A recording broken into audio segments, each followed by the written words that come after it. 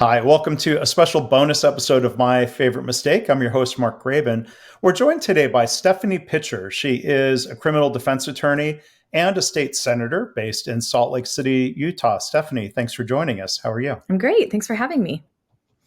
So, a lot of us are bombarded by text messages from candidates asking for contributions, whether they are follow ups or not. If I get any as we're recording this, I'll keep count. I know I've received numerous of those texts already today. Stephanie, how do you view these messages as an elected official? Is there a point where even just the volume of messages starts hurting more than it helps?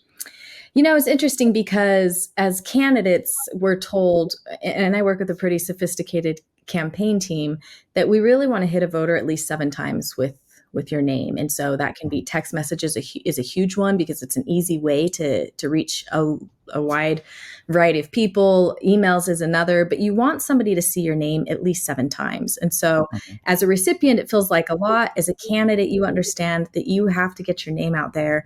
And so it is a tool that we do use, and it's an easy tool to hit a lot of people.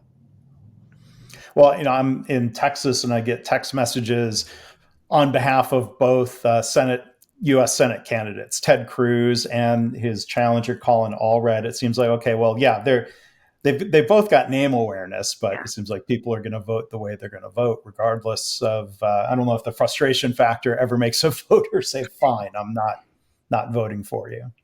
It does. And I certainly got my fair share of those as a candidate as I was running for Senate 2 years ago. Anytime a text would go out, I'd have a handful of texts that came back that said, leave me alone. I'm never voting for you. And it's hard to see as a candidate. But you kind of have to hold the long-term perspective that you've got to figure out how to get your name out there. And I think you and I may be more politically engaged than most, but a lot of people just don't really pay attention and aren't proactively looking up candidates. And so for that group of people, a candidate has to figure out how to reach them.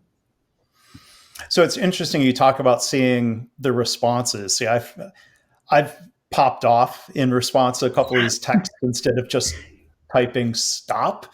And I assume this is all very automated and I'm just shouting at clouds with a reply. I may been making a mistake with my assumption there. How often does a human see that response? You would be surprised. I think if you're getting text messages from presidential candidates, you're going to be talking to a machine most likely. Mm-hmm. But for local races, even mine, and I represent over 100,000 people in my Senate district. It's like 117,000 people.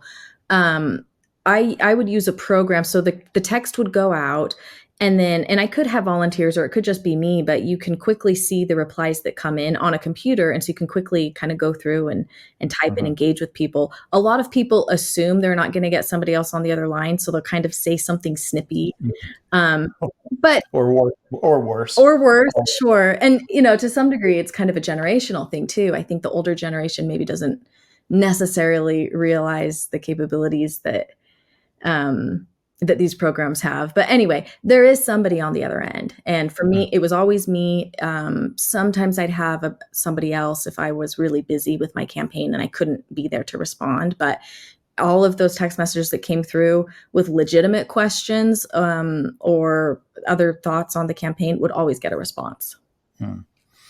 So what does the law say about candidates, parties, PACs, texting people, or in some cases, it seems like, selling information or sharing information? Is there anything that crosses a line into unethical or unlegal in your view? Yes. So the law says a few things. The first is if a text goes out, you have to include in your text a mechanism where somebody can unsubscribe or stop the message. And so frequently it's just it's like text stop to stop. You'll see that in those messages. We have to have that in our text messages as candidates. And so that needs to be included. We also need to remove somebody if they've asked that you stop. If not, a campaign can be reported to the FCC. There can be consequences or penalties for violating those rules.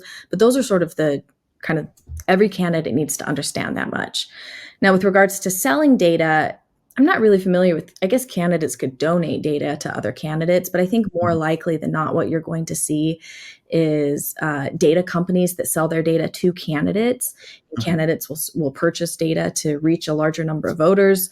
You'll also see bigger campaigns, certainly not mine, but think about like the presidential candidates. They have their campaign, and then they'll have an associated campaign that's like a victory fund. And then they'll be working with state parties. And of course, all of that data gets shared.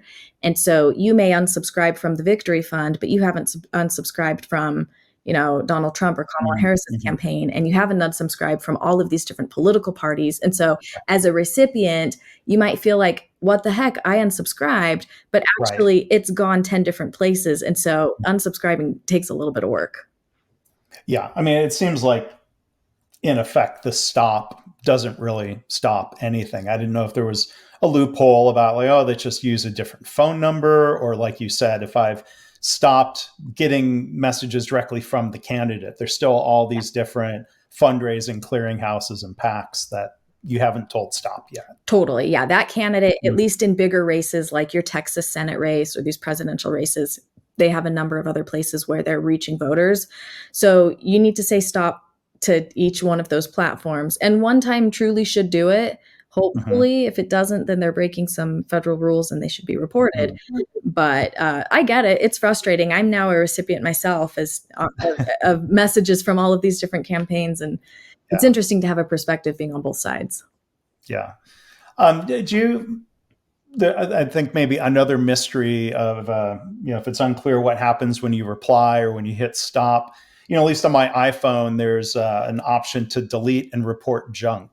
Do you have any knowledge about what that does, if anything, You know, or at least a theory? yeah, I'm not sure. I think theoretically it's supposed to work, but truly replying with stop, I think, is the most effective way to get off of the list. Mhm. And then, maybe one other question. I mean, do you think the frustration over this, and Saturday Night Live made fun of it this past weekend? Is it going to make people rethink? I mean, whether we think, is it worth contributing, or is it worth giving actual information? I wonder, are people going to start putting in fake phone numbers, fake email addresses? Yeah, that's a good question. I don't know how people are responding. I think the bulk of the inundated messages come from these bigger candidates. Mm-hmm. You do need to appropriately report your information when you're donating to a candidate, and a candidate needs to collect it. Again, these are subject to state and federal rules, so you have to adequately report where the money's coming from. I also think as a donor, if you're giving a fair amount of money, you probably want to be contacted in case there's an issue with the donation.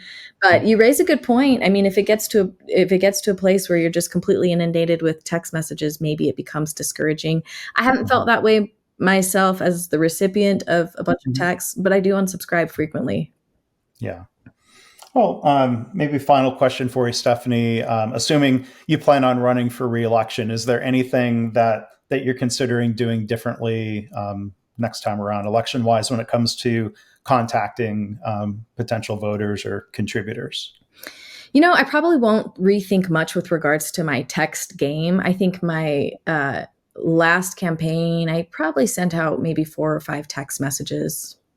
But I'm hitting voters in a number of different ways. So text messaging, emails. I've got a MailChimp list that continues to grow.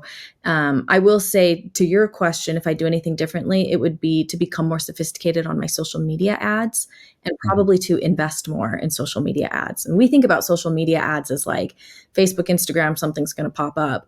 But it's really fascinating the reach that social media can have. I have a colleague of mine who worked with a company that helped her out, and she said that she had constituents mentioning her that even when they got on an app to play solitaire, that they were seeing her ads, and that's pretty impressive.